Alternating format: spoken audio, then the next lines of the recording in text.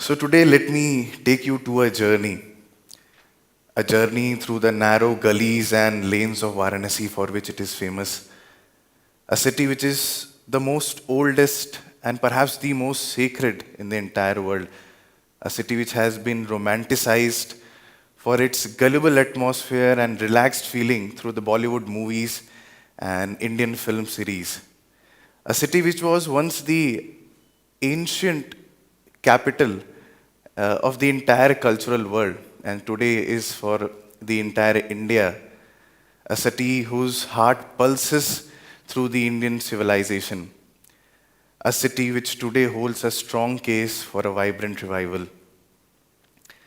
Hi, my name is Harsh Pandey, and through our organization, that is Kashi Archan Foundation, we are trying to promote, revive, and bring back into prominence the lost glories of Varanasi and bring them into public awareness. For you to understand Varanasi, we need to step back in time and understand about the true values, the true nature, and the true essence which the city taught all of us. Centuries ago, it was not just a thriving hub of spirituality, but it held within itself an entire cosmos of literature, art, culture, and economy. Mark Twain once very famously said that Varanasi is older than traditions, history, culture, religion, time, and older than all of this put together. Varanasi truly is not merely a city, but an entire cosmos of spiritual and material wealth. One of very profound illustrations which I give to explain the grandeur of Varanasi is a striking Bindu Madhav temple. Uh, Once, as I had a conversation with the priest of the temple, he informed that it was one of the largest temples, not just in India, but in entire Asia. Uh, it holds within its umbrella an entire ecosystem of not just religion, but culture, artisans, craftsmen, musicians, and entire ecosystem of florists under its umbrella. But today the situation is that it can be found in the nooks and crevices of the Panchganga Ghat of Varanasi. Varanasi was also known for its literary greatness. The, the likes of Ramcharitramanas, written by Goswami Tulsi Das ji on the banks of Tulsi Ghat, is even today celebrated not just in India but across the world. It continues to inspire millions of people on the ideals which Bhagwan Sri Ram led his life. It forms a big basis of our entire civilization.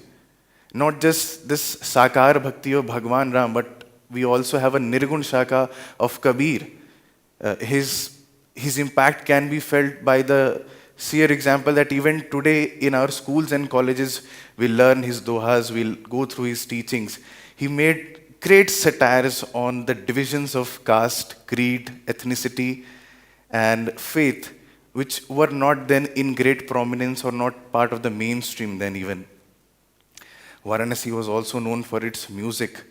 The Banarasi Gharana continued to inspire and enrich our musical heritage. The likes of Ustad Bismillah Khan, Girija Devi, Rajan Shajan Sharma ji. They have not just sung music, been part of it, but they have lived it thoroughly. Varanasi was also a great cradle of Vedic and Shastra learning. Uh, People not just from India, but the entire subcontinent, especially the Southeast Asia, they came to Varanasi to learn Vedas, to learn Shastras, and to have that higher level of consciousness engaging within them. But today, unfortunately, it's only a handful of Ved Pathshalas and education centers which are left. As part of Kashi Archan Foundation, we regularly go through Annadan Seva, distribution of books to these students, helping them with higher education. But will that help? Will a single effort help?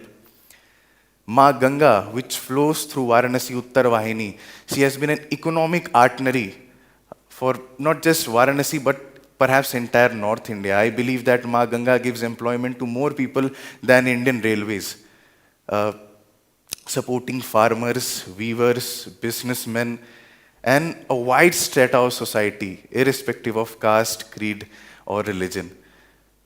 The famous artisans and craftsmen of Varanasi, which made timeless beauty and which were prized for its intense craftsmanship. The Banarsi saris that we all very popularly know, they are getting crushed down with the industrialized handloom machines.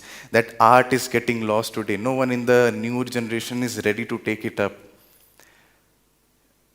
And also, along with this, the entire system of Varanasi's heritage, the ancient renowned temples, the Parikrama Yatras, which even in the ancient times, gods himself came down to attend. No one is aware of them today. We at Kashi Archan Foundation are doing what we can, but is all in doomsday? Is there no hope left? No, ladies and gentlemen, there is something we can do as part of it, and there is a reason why we should do it. There's a great hope from the youth, which stands today at the cusp of a new era. The youth which has the potential to revive and revitalize almost everything, which carries within itself a great vigor and energy to bring about any transformation. Just if we start going to these places, not as visitors, but as custodians of Bharat, as custodians of our heritage. Just if we start to refer to the literatures written by the greats, not because of the messages, but because of the sheer identity which we today hold is a great part of those writings. If we start going to those narrow lanes and crevices of Varanasi, where still today the weavers and the hand workers exist and purchase them, they'll have a great source of motivation. Why is it important? It is important because Varanasi is not merely a city. It is an embodiment of India's rich spirit and heritage. How we can do it?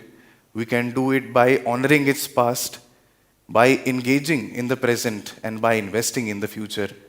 And when we do so, we ensure that Varanasi continues to inspire and enrich millions of lives for centuries to come. Thank you.